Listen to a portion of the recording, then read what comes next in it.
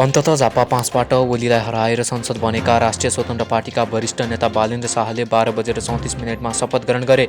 उनलाई राष्ट्रपति रामचन्द्र पौडेलले शपथ ग्रहण गराए। यो हेर्नुहोस् क्लिप। बालेन्द्र शाह नेपालको सार्वभौम सत्ता र राजकीय सत्ता नेपालको सार्वभौम सत्ता र राजकीय सत्ता नेपाली जनतामा निहित रहेको नेपाली जनतामा निहित रहेको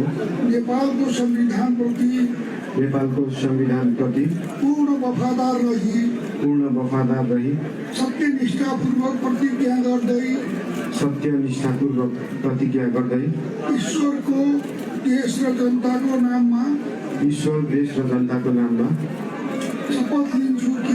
शपथ लिन्छु कि प्रधानमन्त्री पदको जिम्मेवारी प्रचलित कानुनको पालना गरी मुलुक र जनताको भलो चिताई कसैको डर नमानी पक्षपात नगरी पूर्वाग्रह वा खराब भावना नलिई ईमानदारीका साथ गर्नेछु र आफ्नो कर्तव्य पालनको सिलसिलामा आफूलाई जानकारीमा आएको कुरा म पदमा बहाल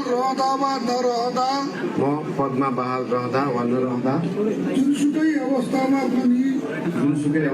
पनि प्रचलित कानुनको पालना गर्दा बाहेक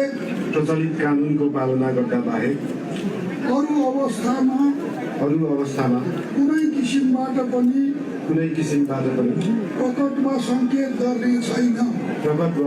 गर्ने छैन।